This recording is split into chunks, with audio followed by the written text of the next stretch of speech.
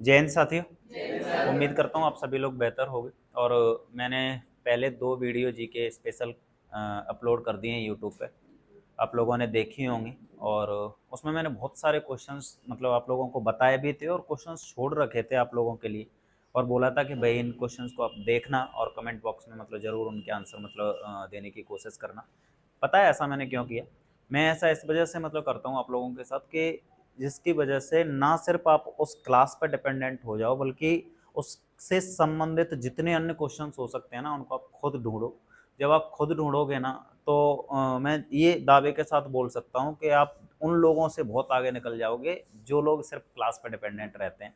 और वैसे भी देखो, क्लास पर डिपेंडेंट डिपेंडेंट अगर आप रहोगे ना, तो क्लास में तो सब बच्चे बराबर मतलब पढ़ रहे होते हैं। अगर आप एक्स्ट्रा मेहनत नहीं करोगे तो आप सबके बराबर हो वैसे भी। और जो लोग औसत दर्जे के होते हैं उनका क्या होता है आप सब लोग जानते हो।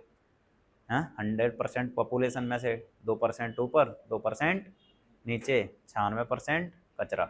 चलो, स्पेशल जीके के सेगमेंट में आज हम लोग मतलब पढ़ रहे हैं जियोग्राफी स्पेशल क्लास। और जियोग्राफी, फिर उसके बाद हिस्ट्री, फिर पॉलिटी, फिर इकोनॉमी, फिर साइंस, फिर मतलब ऐसे करके हम लोग धीरे धीरे करके मतलब सारे के सारे सब्जेक्ट को मतलब कंप्लीट कर लेंगे। करंट अफेयर्स हो गया, या फिर मतलब स्पोर्ट्स के प्रश्न होते हैं, योजनाओं के प्रश्न हो गए, कमीशंस के जो मतलब प्रश्न आते रहते हैं उनसे, है ना। मतलब सारे एक तरीके से ये है कि अगर आप कोई भी कॉम्पिटिटिव एग्जाम दोगे तो जीके में या जीएस में आप लोगों को प्रॉब्लम नहीं आएगी। ठीक है, चलो देखो, सबसे पहले जो प्रश्न लिखा है यहाँ पे वो लिखा हुआ है, पूर्व से पश्चिम सूर्य की परिक्रमा करने वाले ग्रह कौन कौन से हैं।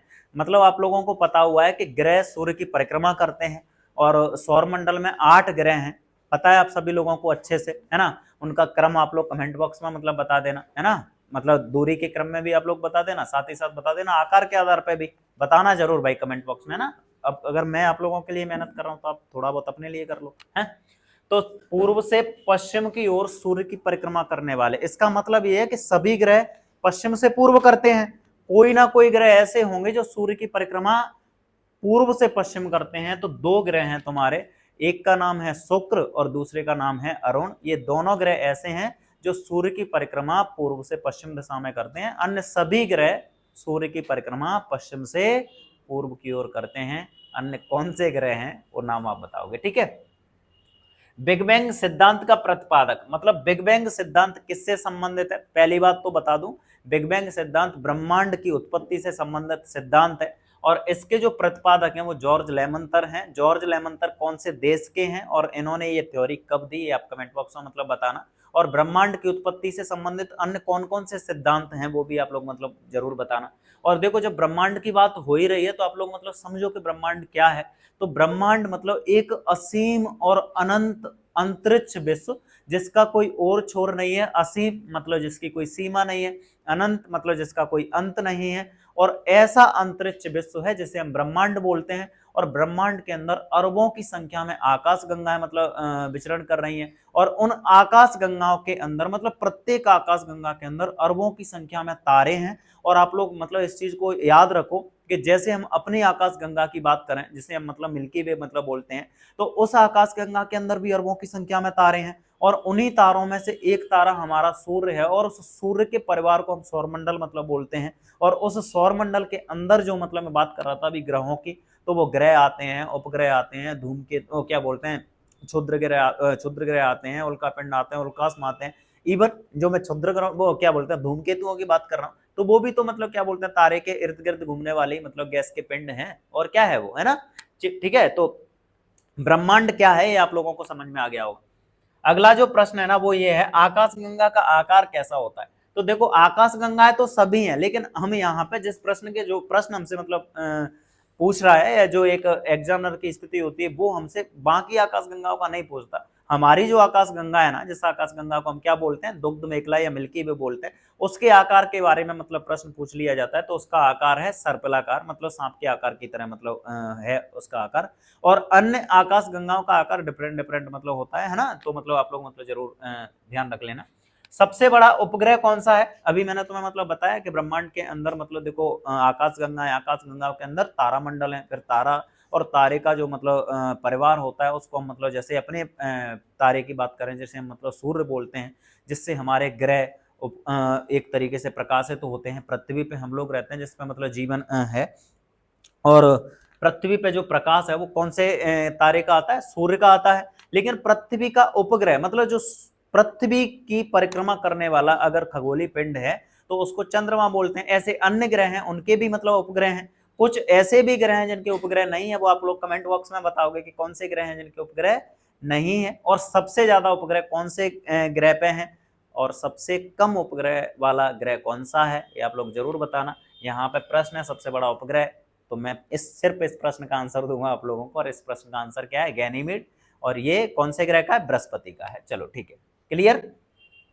हैली धूमकेतु, अभी हम धूमकेतुओं की बात कर ही रहे थे। मैंने बोला सूर्य के इर्द गिर्द घूमने वाले मतलब गैस के एक तरीके से पिंड हैं। और जब ये सूर्य के संपर्क में आ जाते हैं तो ये एक तरीके से चमकने लगते हैं, इनमें आग लग जाती है और वो लंबी लंबी इनकी पूंछ जो दिखाई पड़ती है, इस वजह से इन्हें पुच्छल तारे के नाम से भी मतलब जाना जाता है। इन्हीं में से एक धूमकेतु है हैली धूमकेतु, जो 76 वर्षों में मतलब दिखाई पड़ता है। भाई जरूर याद रख लेना, ठीक है। सबसे बड़ी या सबसे चौड़ी जलसंधि कौन सी है? तो ये जल संधि तुम्हें मतलब कहाँ पे मिलेगी? ये जल संधि तुम्हें मतलब मिलेगी कनाडा और कौन सा? ग्रीनलैंड के बीच में। जल संधि का नाम क्या है भाई? जल संधि का नाम है डेविस जल संधि। ये सबसे चौड़ी जल संधि है। अब कमेंट बॉक्स में आप लोग मुझे ये बताओगे कि डेविस जल संधि किस किस को अलग करती है, ये तो मैंने बता दिया। लेकिन संधि का मतलब होता है जोड़ना, तो ये कौन सी दो जल राशियों को जोड़ती है? सबसे छोटी जल राशि बतानी है और बड़ी जल राशि बतानी है। मेरा मतलब ये है कि वो किसी खाड़ी या सागर को भी जोड़ती होगी, और वो खाड़ी और सागर किसी ना किसी महासागर से संबंध रखते होंगे, तो ये आप लोगों को मतलब जरूर बताना है। तो सबसे चौड़ी जल संधि कौन सी है? और साथ ही साथ अन्य जल संधियों के बारे में भी आप लोग मतलब नॉलेज लेना। और मैं क्यों बोलता हूँ कि आप लोग भाई क्लास आओ, ऑफलाइन क्लास आओगे तो देखो ये मैं सारी की सारी चीज जो मतलब यहाँ पे क्वेश्चन फॉर्मेट में बता रहा हूँ ना, ये सारी की सारी चीजें मैं मतलब कॉन्सेप्चुअल पढ़ा चुका हूँ, मैपिंग करा चुका हूँ। और एक एक चीज मतलब बच्चों को, देखो ये कंडीशन नहीं होती कि यहाँ पे जल संधि लिखा है, जल संधि सारी की सारी बच्चे मतलब पढ़े हुए हैं मैपिंग के थ्रू, है ना। तो आप लोग भी मतलब देख लेना जरूर। दक्षिण चीन सागर कौन से महासागर से संबंधित है? तो ये विश्व का सबसे बड़ा सागर है और इसका संबंध प्रशांत महासागर से है। मुझे मतलब बताना आप लोग कमेंट बॉक्स में, दूसरे नंबर का सबसे बड़ा सागर कौन सा है और कहाँ स्थित है, कौन से महासागर से संबंध रखता है वो, ठीक है। चलो, हिमालय पर्वत के स्थान पर कौन सा सागर था? मतलब अभी जो आज हिमालय की स्थिति जहां पे आप लोगों को दिखाई पड़ती है ना, उस समय पे कभी एक सागर हुआ करता था और उस सागर का नाम है तैतीस सागर। कौन सा सागर? तैतीस सागर। कमेंट बॉक्स में आप लोग बताओगे कि तैतीस सागर कहाँ गायब हो गया भाई, और उसकी जगह पे पर्वत कैसे बन गया, ये आप लोगों को बताना है। जब आप लोग ढूंढोगे खोजोगे तो आप लोगों को बहुत सारी नॉलेज ऑटोमेटिक मतलब मिल जाएगी, क्योंकि आप लोग क्या करोगे जब उनको सर्च करोगे तो उससे संबंधित बहुत सारी थ्योरी मिलेंगी, उससे संबंधित अन्य प्रश्न भी मतलब मिलेंगे। तो ये आप लोगों के लिए एक तरीके से सहायक का काम करेंगे एग्जाम के लिए। हिमालय में ज्वालामुखी उद्गार क्यों नहीं होता है भाई? हिमालय में भूकंप तो बहुत आते हैं, आप लोग सुनते ही रहते हो आए दिन के, मतलब हिमालय में भूकंप आया है, यहाँ उत्तराखंड में आया, कभी यहाँ आ गया, कभी वहां आ गया, लेकिन हिमालय में ज्वालामुखी उद्गार नहीं होता। इसका कारण ये है, अब दो प्लेटें टकराई, क्योंकि अब मामला ऐसा है कि मुझे मतलब इस प्रश्न का आंसर हो सकता है कि आप लोग समझ ही जाओ।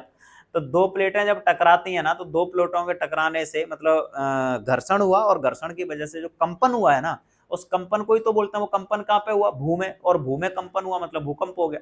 ठीक है, आ गया समझ में। लेकिन अगर वो जो प्लेटें दोनों टकराई, अगर एक प्लेट मतलब ऐसे करके नीचे धस गई और दूसरी प्लेट ऊपर उठ गई, तो एक प्लेट जो ऊपर उठी उससे तो पर्वत का निर्माण हो गया, जिसे मतलब हम क्या बोलते हैं?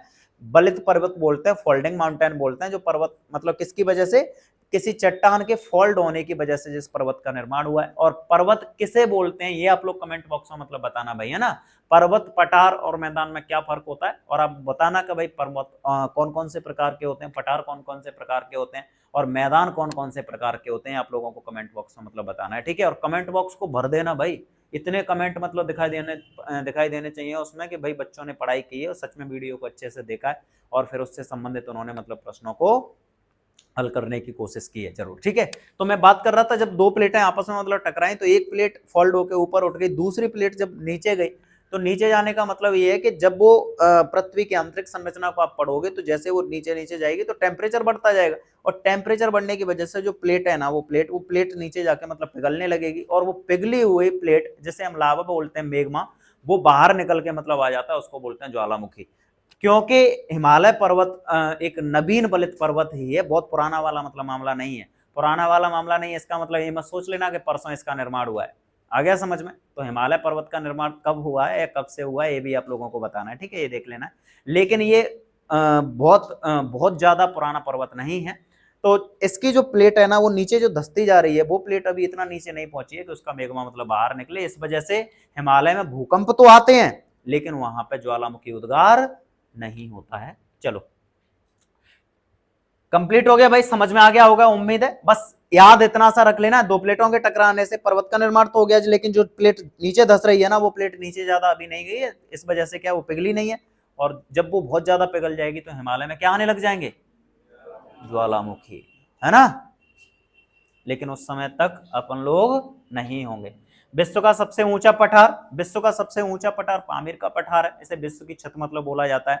और अन्य पठारों के बारे में भी आप लोग मतलब बताना भाई, जैसे उत्तरी अमेरिका महाद्वीप में कौन से पठार हैं, एशिया में अन्य कौन कौन से मतलब पठार हैं, दक्षिण अमेरिका में कौन कौन से पठार हैं। भाई जब आप लोग मतलब ढूंढोगे तो चीजें मिलेंगी, ढूंढने से तो मतलब भगवान भी मिल जाते हैं, तो क्वेश्चन है, ठीक है। साइबेरिया का मैदान या साइबेरिया का रेगिस्तान मतलब कहाँ स्थित है, तो देखो क्या होता है, ऐसी भूमि जो अनउपजाऊ है जिसे हम मरुस्थल मतलब बोल देते हैं। और ये दो प्रकार का मतलब हो सकता है, एक तो हो सकता है गर्म हो सकता है और दूसरा हो सकता है वो ठंडा हो सकता है। देखो कोई भूमि ऐसी जहां पे मतलब क्या है, खेती नहीं हो पा रही है, वो अनउपजाऊ है और एक तरीके से वो बर्फ से ढकी हुई है, तो उसको हम क्या बोल देंगे, ठंडा मरुस्थल। और अगर उसी जगह पर रेतीला मतलब एरिया डला हुआ है, वहां पे भी खेती येती नहीं होती है, अनउपजाऊ मतलब जगह है, तो उसको बोल देंगे हम गर्म मरुस्थल।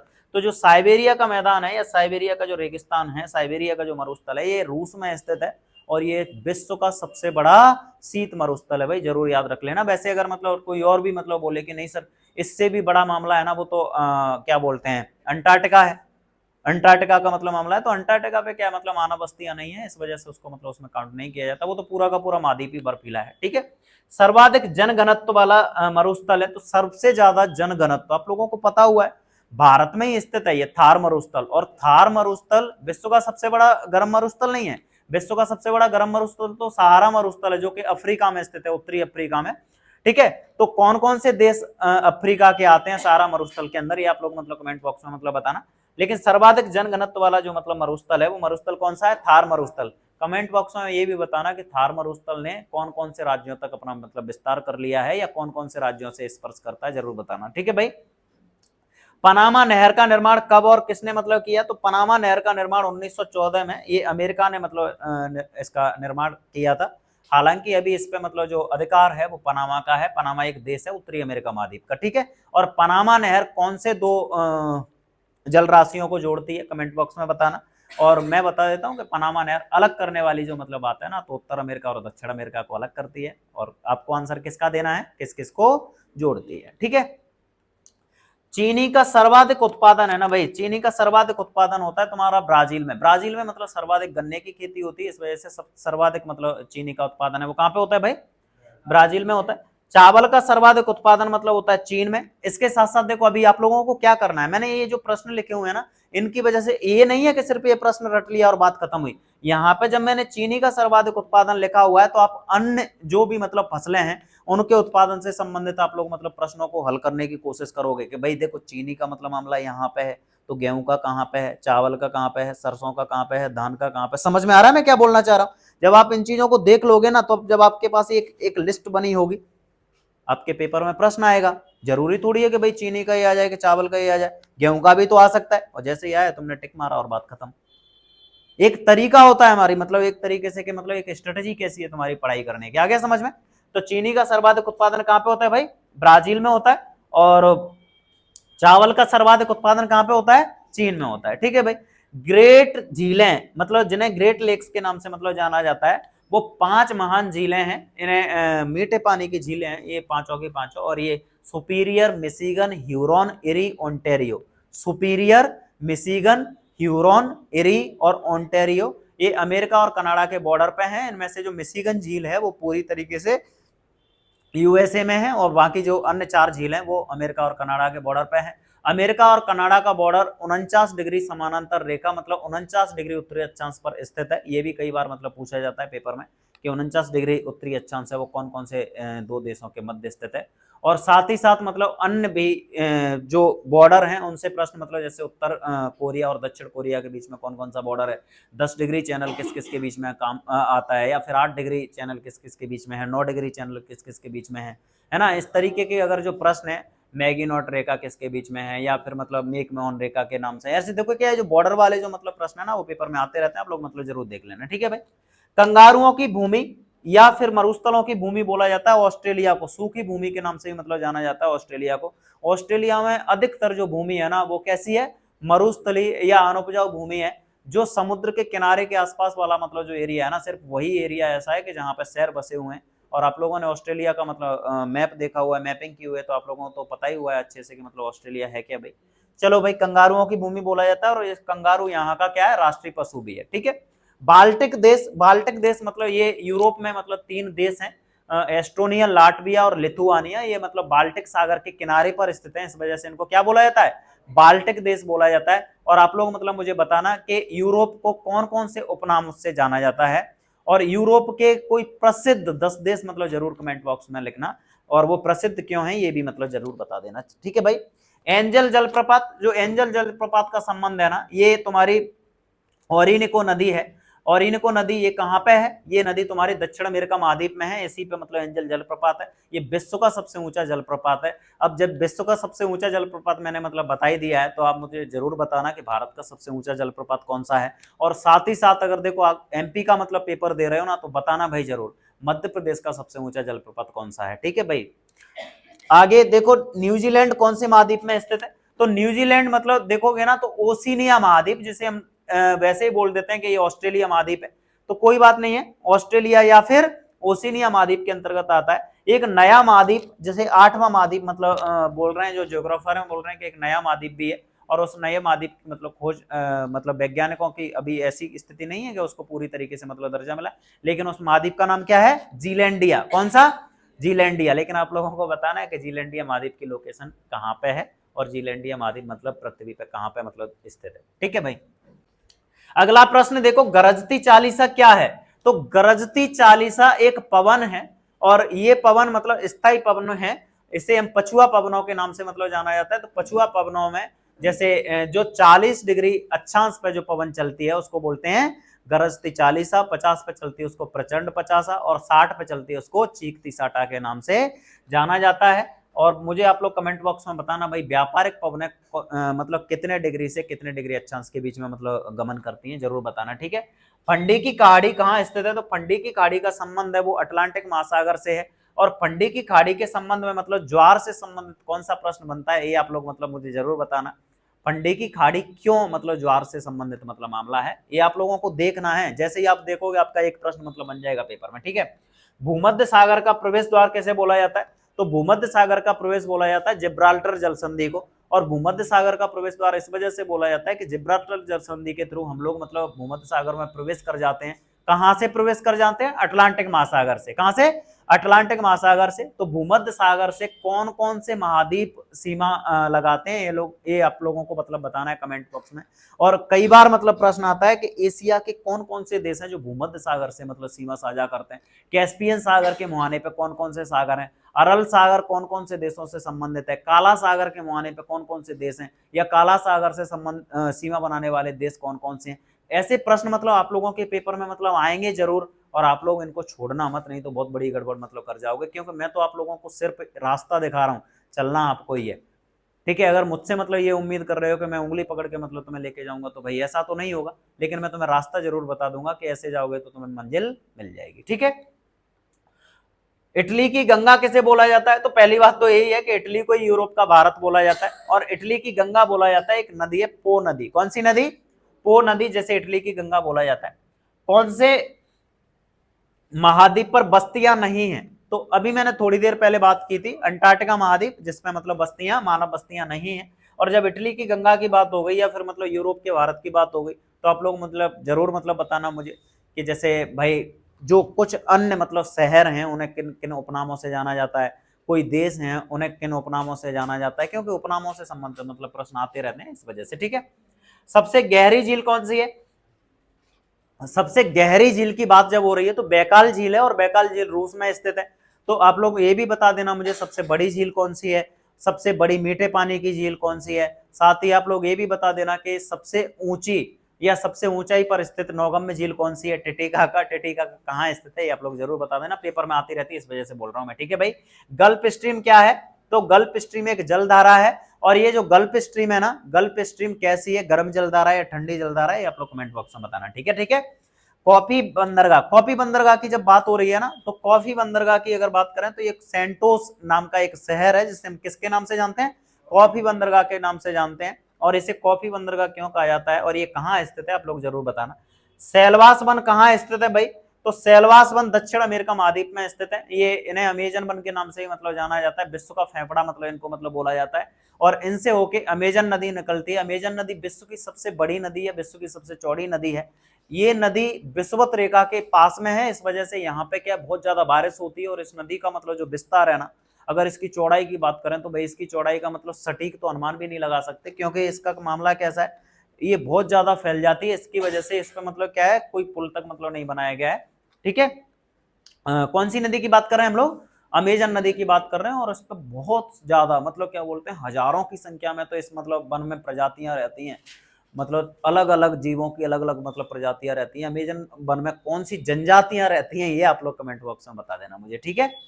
सर्वाधिक जनसंख्या वाला शहर कौन सा है भाई, सर्वाधिक जनसंख्या वाला शहर जापान का शहर है टोक्यो, जो जापान की राजधानी भी है, ठीक है। ये सर्वाधिक जनसंख्या वाला शहर है। उत्तर अमेरिका महाद्वीप का सर्वाधिक जनसंख्या वाला शहर कौन सा है, यूरोप का सर्वाधिक जनसंख्या वाला शहर कौन सा है, ऑस्ट्रेलिया का सर्वाधिक जनसंख्या वाला शहर कौन सा है। आप लोगों को पता होना चाहिए कि महाद्वीप, अगर महाद्वीप के अकॉर्डिंग मतलब प्रश्न पूछ लिया तो क्या हम बता पाएंगे या नहीं बता पाएंगे, आ रहा है समझ में। या फिर कौन से महाद्वीप का सबसे बड़ा देश कौन सा है, कौन से महाद्वीप का सबसे छोटा देश कौन सा है, इस तरीके के प्रश्न आप लोगों के पेपर में आएंगे। मैं जो बोल रहा हूं ना प्रश्न, उन प्रश्नों को आप लोग मतलब एक बार में तो नहीं समझ पाओगे, वीडियो को चाहे एक बार देखना या 10 बार देखना, लेकिन मैं ये बोल रहा हूं कि अगर मैंने जैसे आप लोगों से बोला है उस तरीके से आपने देखा, तो जियोग्राफी का आपका एक प्रश्न मतलब नहीं छूट सकता पेपर में किसी भी हालत में। बस आप लोगों को करना क्या है, वीडियो को अच्छे से देखना है। जिन प्रश्नों के आंसर मैं यहाँ पे मतलब बोर्ड पे जो प्रश्न लिखे उनके आंसर मैं आप लोगों को दे रहा हूँ, थोड़ा बहुत मतलब उनसे संबंधित जानकारी भी दे रहा हूँ, लेकिन सबसे इंपॉर्टेंट जो चीज है वो सबसे इंपॉर्टेंट ये है कि जो मैं प्रश्न आप लोगों के लिए छोड़ रहा हूँ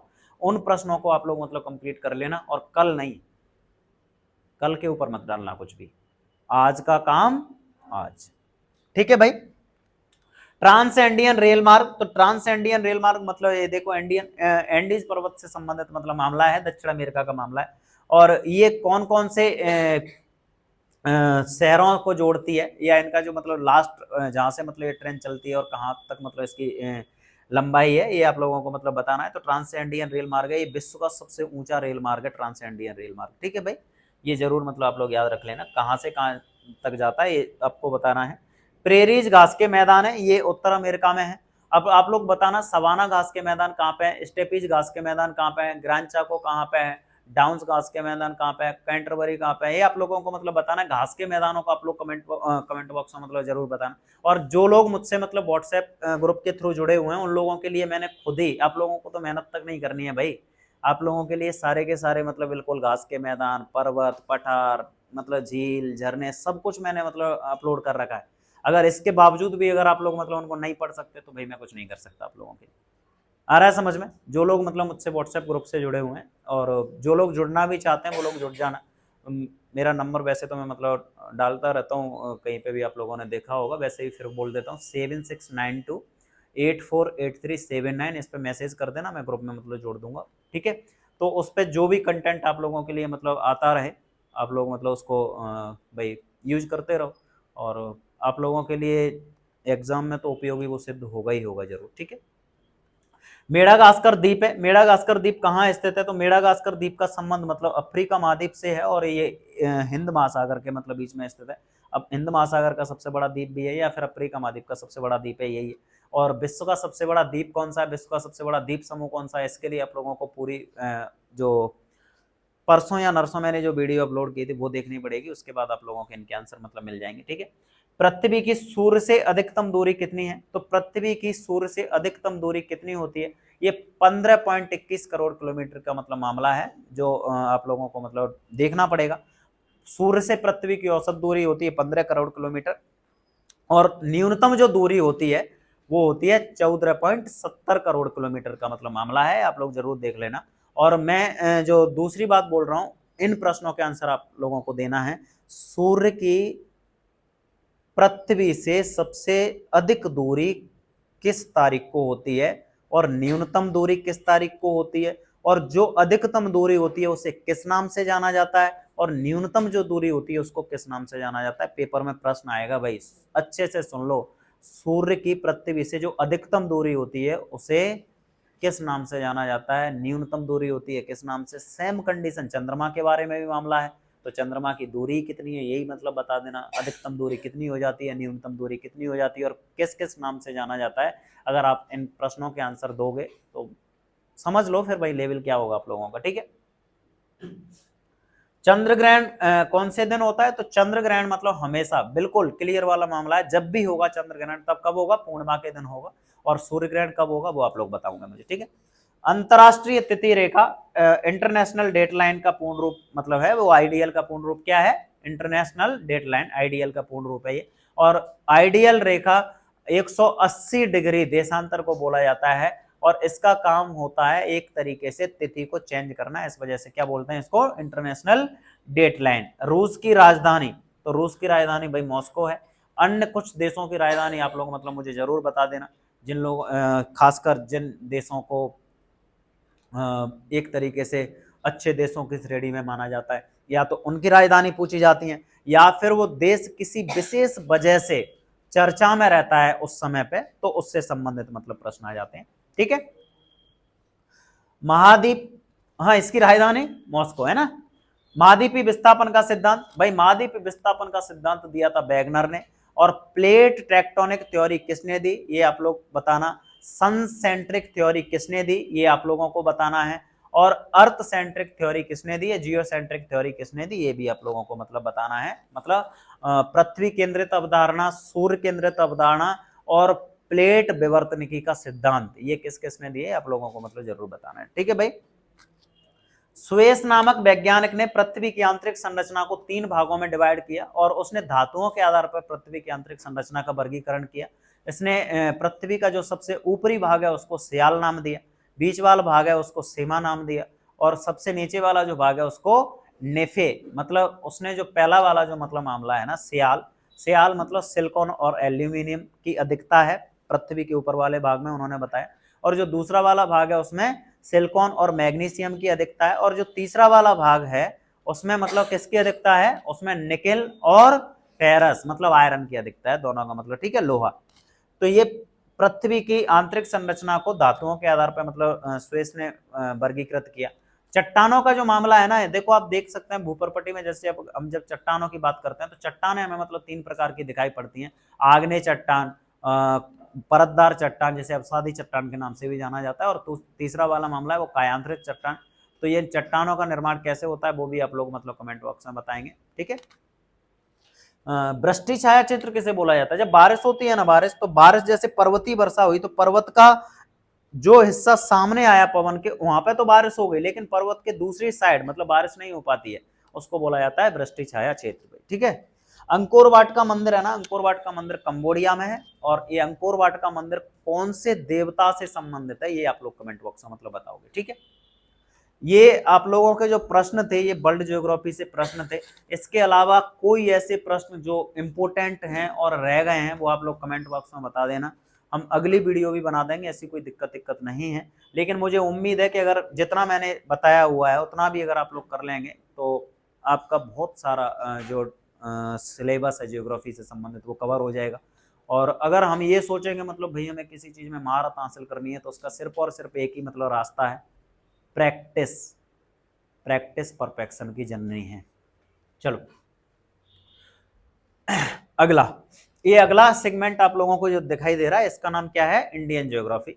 और जब हम इंडियन ज्योग्राफी की बात कर रहे हैं तो मैंने यहाँ पे सिर्फ 25 प्रश्न लिखे हुए हैं, और 25 प्रश्नों से हम लोग मतलब कंप्लीट इंडियन ज्योग्राफी का रिवीजन करेंगे या फिर इंडियन ज्योग्राफी को पढ़ लेंगे।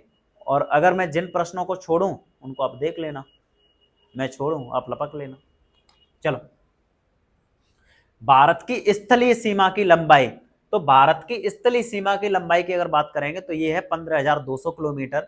और आप लोगों को जलीय सीमा की लंबाई आप लोगों को मतलब बताना है। और स्थलीय सीमा की जब बात हो ही रही है तो ये भी हमें क्लियर हो जाना चाहिए कि भारत से स्थलीय सीमा साझा करने वाले देश कौन कौन से हैं। तो भारत से स्थलीय सीमा साझा करने वाले देशों में जैसे आपने मतलब सबसे सर्वाधिक स्थलीय सीमा साझा करने वाले देश का नाम है बांग्लादेश। कौन सा? बांग्लादेश। चीन है, नेपाल है, भूटान है, म्यांमार है, अफगानिस्तान है, पाकिस्तान है। ये वो देश हैं जो भारत से स्थलीय सीमा साझा करते हैं। कितने देश हैं वो आप लोग मतलब बताओ मुझे, ठीक है। और इनको क्रम से आप लोगों को मतलब लगाना है कि सबसे ज्यादा सीमा साझा कौन से देश से होती है, फिर दूसरे नंबर पे कौन सा है, तीसरे नंबर पे कौन सा है, चौथे नंबर पे कौन सा है, पांचवे पे कौन सा है, छठवें पे कौन सा है और सातवें पे कौन सा है। आप लोगों को पता नहीं चलता, कुछ प्रश्नों के आंसर आप लोगों को मिल जाते हैं ऐसे ही, ठीक है। प्रायद्वीपीय भारत की सबसे लंबी नदी, तो प्रायद्वीपीय भारत मतलब है क्या भाई? मतलब प्रायद्वीप बोलते किसको है? एक ऐसा स्थलखंड जो तीन ओर से जल से घिरा हो उसको प्रायद्वीप बोलते हैं। तो भारत का जो दक्षिण वाला एरिया है वो बंगाल की खाड़ी, अरब सागर और हिंद महासागर से मतलब घिरा हुआ है, इस वजह से उसको क्या बोलते हैं? प्रायद्वीपीय एरिया। और प्रायद्वीपीय भारत की जो सबसे लंबी और बड़ी नदी है उसका नाम गोदावरी है भाई, जरूर मतलब ये याद रख लेना। साथ ही साथ आप लोगों को अब देखो यहाँ पे तो एक प्रश्न लिखा है, लेकिन एक प्रश्न के साथ ही साथ आप लोगों को यह पता चल गया कि भारत की जैसे प्रायद्वीपीय भारत की सबसे बड़ी या लंबी नदी आ सकती है, तो क्या भारत की नहीं आ सकती? और जब भारत की सबसे बड़ी नदी आ सकती है तो भारत की सबसे लंबी नदी भी आ सकती है, भारत की सबसे गहरी नदी भी आ सकती है, भारत की सबसे पवित्र नदी भी आ सकती है। हाँ या ना? क्लियर ना? तो देखो भारत की सबसे बड़ी नदी की जब बात हो तो भारत की सबसे बड़ी या चौड़ी नदी है वो नदी है ब्रह्मपुत्र।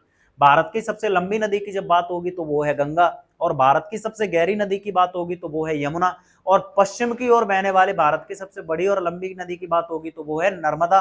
और नर्मदा नदी भारत की सबसे बड़ी नदी है जो एस्चुरी का निर्माण करती है। एस्चुरी मतलब वो एक तरीके से जब नदी जब बहाव करती हुई जब जाती है, जब वो समुद्र में गिरती है, उससे पहले अगर उसने मतलब विभिन्न धाराओं में पानी को नहीं मतलब बांटा है, इसका मतलब ये है कि उसकी धारा सिर्फ और सिर्फ मतलब एक ही धारा के तहत सीधी की सीधी जाके मतलब गिर गई है वो खाड़ी में या सागर में या महासागर में, तो उसको हम एस्चुरी बोलते हैं, नदमुख बोलते हैं। क्या बोलते हैं? एस्चुरी या नदमुख। लेकिन जैसे वो धारा अन्य धाराओं में बट गई या बहुत सारी मतलब धाराएं बन गई तो उसको बोलते हैं डेल्टा। तो भारत की सबसे बड़ी जो एस्चुरी बनाने वाली नदी है वो नर्मदा है। और डेल्टा बनाने वाली नदी कौन सी है ये आप लोग कमेंट बॉक्स में बताओगे, उस डेल्टा बड़ा प्रसिद्ध है वो, है ना। तो उम्मीद है आप लोगों को बहुत सारे मतलब प्रश्न बन गए होंगे इनसे, है ना। मानसून शब्द किस भाषा का है? तो मानसून शब्द अरबी भाषा का है भाई, है ना। और साथ ही साथ आप लोगों को मतलब यहाँ पे मैं समझा देता हूँ कि भारत में जो मतलब बारिश होती है वो मानसून के द्वारा ही बारिश होती है। और भारत में जो बारिश होती है वो तीन तरीके से मतलब बारिश होती है। एक जो बारिश होती है वो होती है तुम्हारी दक्षिण पश्चिम मानसून के द्वारा। कौन से मानसून के?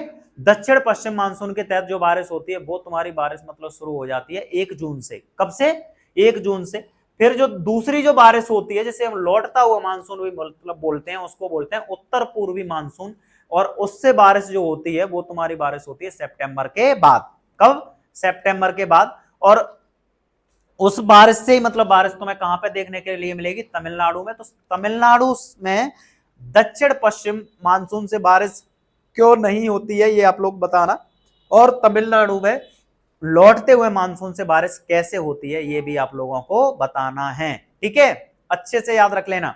और इसके अलावा एक अन्य और मतलब मामला है जिससे मतलब भारत में बारिश होती है, जिसको हम मतलब बोलते हैं क्या? पछुआ पवन है, या फिर हम पश्चिमी विक्षोभ के नाम से मतलब बोलते हैं, जिसको वेस्टर्न डिस्टर्बेंस के नाम से जानते हैं। उससे भी भारत में बारिश होती है, ठीक है।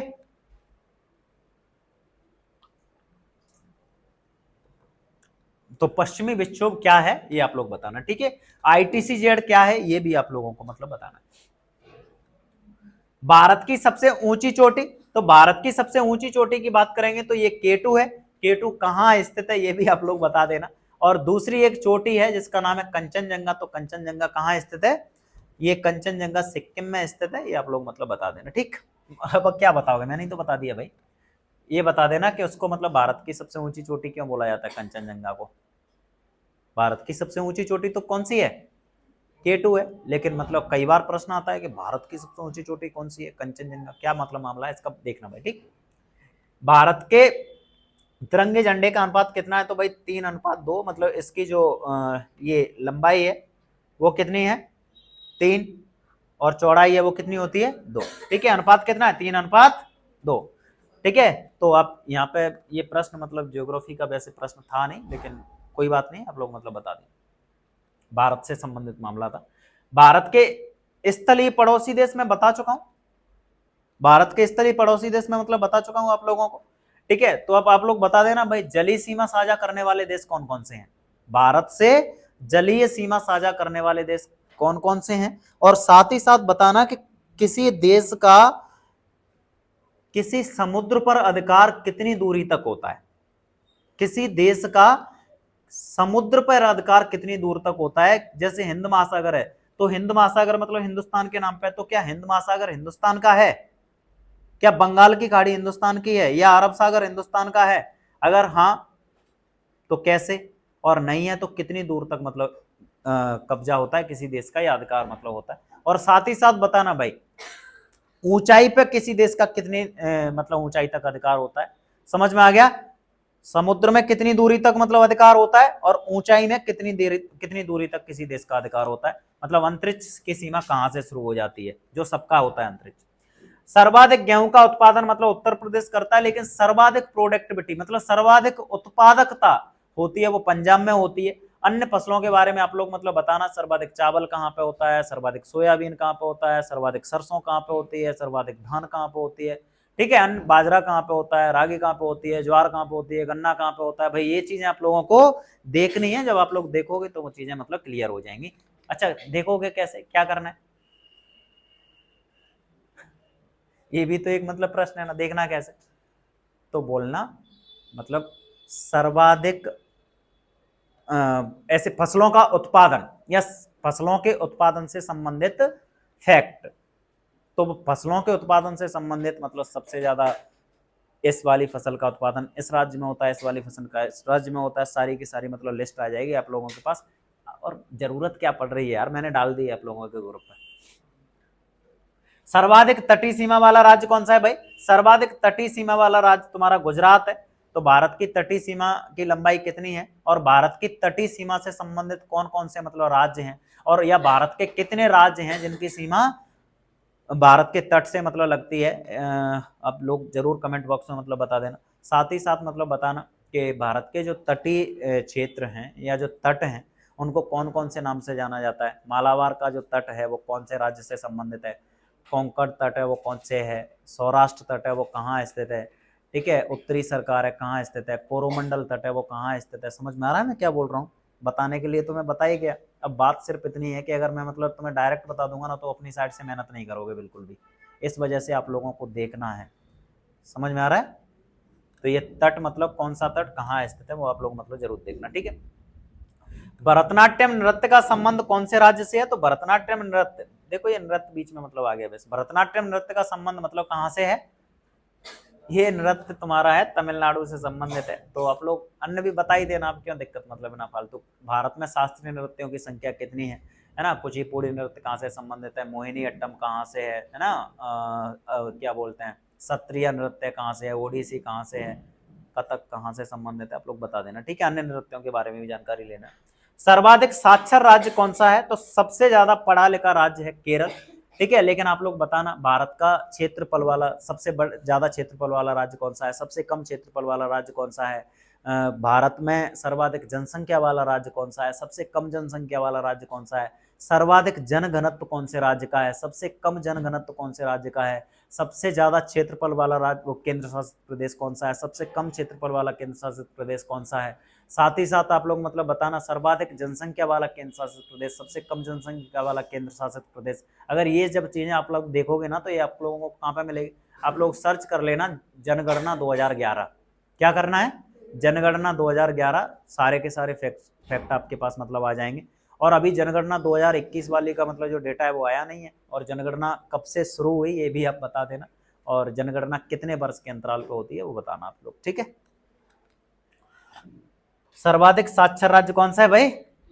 केरल। और सबसे कम साक्षर राज्य है बिहार। सोने की प्रसिद्ध खदान, सोने की प्रसिद्ध खदान एक ही है भारत में, नाम क्या है भाई? कोलार, और ये कहाँ पे स्थित है? कर्नाटक में स्थित है भाई, ठीक है। तो सर्वाधिक चांदी का उत्पादन कहाँ पे होता है? अभ्रक का उत्पादन कहाँ पे होता है? लोहे का उत्पादन कहाँ पे होता है? बताओगे क्या? नहीं बताओगे तो कोई दिक्कत नहीं है, नहीं बताओगे तो पेपर में आएगा, छोड़ देना। और अगर गलती से भी एक नंबर से भी पेपर रह गया सिलेक्शन, तो बस पछतावा हाथ में रहेगा जिंदगी भर, और क्या होगा, ठीक है। मुंडा जनजाति का संबंध भाई महाराष्ट्र, वो क्या बोलते हैं, झारखंड से है। किससे है? झारखंड से। और भारत की जो सबसे बड़ी जनजाति है वो गोंड जनजाति है।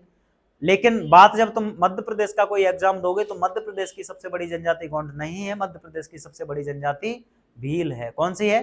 भील। तो भारत में जनजातियों की जनसंख्या कितनी है, या जनजाति प्रतिशत कितना है, ये भी आप लोग बताई देना। एससी का प्रतिशत कितना है, एसटी का प्रतिशत कितना है, ओबीसी का कितना है ना। एससी एसटी का खासकर मतलब जरूर देख लेना। लोहड़ी महोत्सव का संबंध किससे है? ये पंजाब राज्य से है। लोहड़ी महोत्सव, कौन सा? लोहड़ी महोत्सव। और लोहड़ी महोत्सव मतलब कब होता है, ये भी आप लोग मतलब जरूर देख लेना। अन्य भी महोत्सव जो भारत से संबंधित, मतलब क्या बोलते हैं, भारतीय राज्यों से संबंधित है, तो वो मतलब बताना आप लोग, मतलब जल्लीकट्टू का संबंध कहाँ से है ना। ऐसे मतलब जो भी ऐसे इंपोर्टेंट महोत्सव जिनका मतलब बहुत ज्यादा मतलब न्यूज में मतलब जिक्र रहता है, जैसे अभी दिवाली के बाद छठ पूजा आती है, और छठ पूजा का संबंध मतलब बिहार से है, बड़ा प्रसिद्ध मतलब मामला है, ऐसे ही आप लोग बताना। और जो भी जिस भी राज्य से अगर कोई मतलब बच्चा देख रहा हो, या किसी जिले से, या तो मतलब आप लोग बताना कि आपके जिले में कोई इंपोर्टेंट ऐसा महोत्सव है जो अलग से होता हो, जो अन्य जगह मतलब नहीं होता। ऐसे जो ये क्या रीजनल चीजें हैं, है ना। अब दिवाली है तो दिवाली तो पूरे भारत में है, ठीक है भाई। होली है, तो कुछ ऐसे मतलब त्योहार होते हैं जो क्षेत्र विशेष में ही मतलब मनाए जाते हैं, और उनका दूसरे, जैसे मध्य प्रदेश में छठ पूजा का कोई लेना देना नहीं है। लेकिन दुर्गा पूजा है वो पश्चिम बंगाल में जिस हिसाब से मतलब दुर्गा पूजा होती है ना, या एक तरीके से जैसे गणेश महोत्सव है, तो गणेश जी का जो महोत्सव है वो महाराष्ट्र में जिस हिसाब से मुंबई में मतलब होता है, उस हिसाब से पूरे भारत में कहीं मतलब नहीं मिलेगा आप लोगों को। क्या है, एक रीजनल मतलब चीजें होती हैं, उसको मतलब वो लोग उस तरीके से मनाते हैं कि पूरी साल में भाई इस त्योहार पे तो घर जाना ही जाना है, और किसी त्योहार पे जाए या नहीं जाए। जैसे छठ पूजा आती है ना, तो बिहार के लिए स्पेशल ट्रेन चलानी पड़ती है। कोई व्यक्ति महाराष्ट्र में है, कोई व्यक्ति मतलब दिल्ली में है, कोई कहाँ पे, कोई कहाँ पे, सारे के सारे लोग छठ पूजा पे लौट के आ जाएंगे। तो दिवाली पे आए चाहे नहीं आए कोई दिक्कत नहीं, लेकिन कब आएंगे? छठ पूजा पे पक्का, ठीक है। तो वैसे ही लोहड़ी का संबंध है, वो कौन से राज्य से है? लोहड़ी महोत्सव बड़ा शानदार सा होता है। वो एक कौन सी वाली फिल्म थी, मुझे थोड़ा सा मतलब नाम नहीं याद आ रहा है उसका। मैं 3-4 कैरेक्टर बता देता हूँ, जिससे मतलब तुम बता देना कि मतलब फिल्म ये है। और कौन सी, उसमें प्रीति जिंटा है और शाहरुख खान है। कौन सी है? कौन सी? नहीं, ये नहीं है। अच्छा चलो देख लेंगे। उसमें अमिताभ बच्चन है, और साथ ही साथ कौन है, हेमा मालिनी, है ना। और वो उसमें ऐसा रहता है कि मतलब आग जल रही है, और चारों साइड ऐसे करके मतलब लोग खड़े हैं, तो उनमें से एक मतलब गन्ना उठाया, उसमें गन्ने को ऐसे करके आदमी ने मतलब तोड़ दिया। फिर कोई औरत है, और वो औरत क्या है, जैसे उसमें मतलब जैसे तिलहन डाल देगी। हाँ, वीर जारा। अच्छा, ठीक है। तो ये वाला मतलब लोहड़ी वाला मतलब मामला उसमें भी था क्या? हाँ, दोनों में।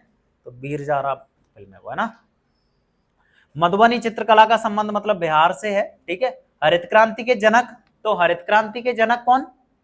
हरित क्रांति के जनक देखो, एक तो वैश्विक लेवल पे मतलब बात करोगे तो मतलब कौन है, नॉर्मन बोरलॉग। और जब मतलब तुम बात करोगे भारत के लेवल पे, तो भारत के लेवल पे कौन है, एम.एस. स्वामीनाथन।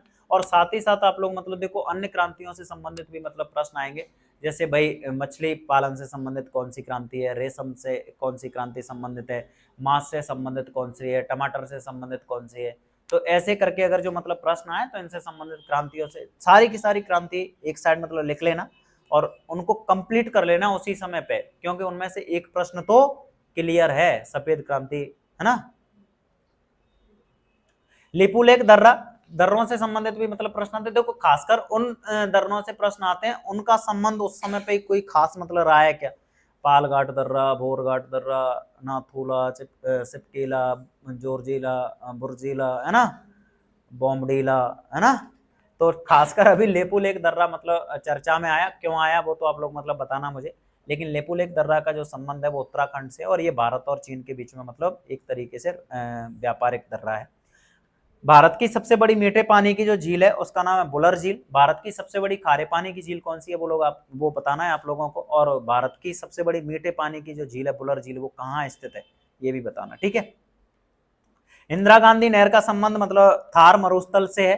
इंदिरा गांधी नहर कौन सी नदी में से निकाली गई है ये जरूर बताना आप लोग, ठीक है। इंदिरा गांधी नहर की लंबाई कितनी है, इंदिरा गांधी नहर कब बनी, ये प्रश्न मतलब बहुत मतलब आता है, क्योंकि इसको कहाँ के लिए निकाला गया, राजस्थान थार मरुस्थल के मतलब निकाला गया इस नहर को।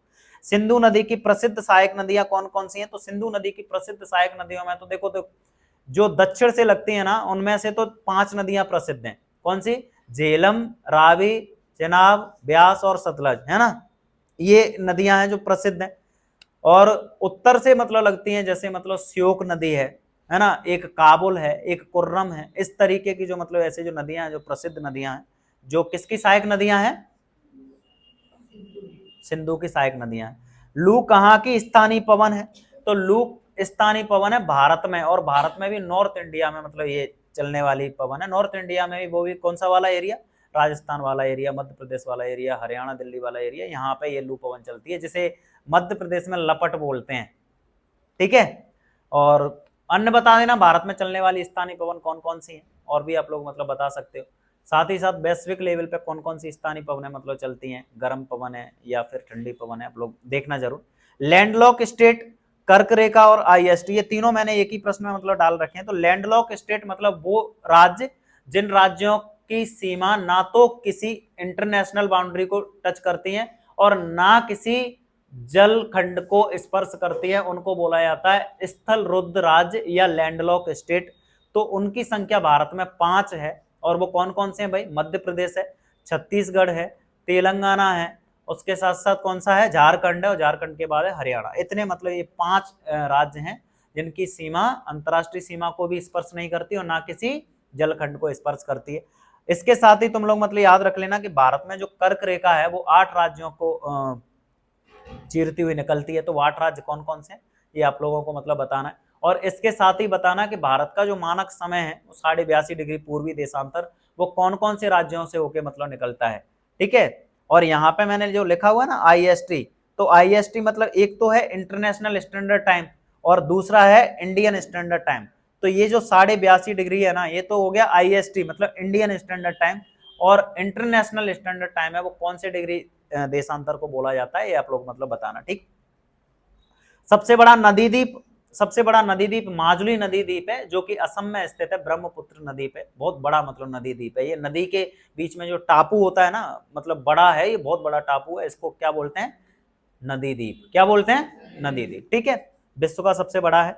डेल्टा की बात करें तो विश्व का सबसे बड़ा डेल्टा सुंदरबन डेल्टा है। और वर्षा की बात करें तो भारत में सर्वाधिक वर्षा मासेनराम में होती है, और मासेनराम मेघालय में स्थित है, और ये खासी पहाड़ी पर स्थित मतलब एक जगह है। गारो खासी जयंतियां 3 पहाड़ियां हैं मतलब मेघालय में, ये जनजातियां भी हैं यहाँ पे, गारो खासी जयंतियां, ठीक है। और यहाँ पे सर्वाधिक बारिश होती है, ना सिर्फ भारत में होती है बल्कि विश्व में सर्वाधिक बारिश यहाँ पे ही होती है, ठीक है।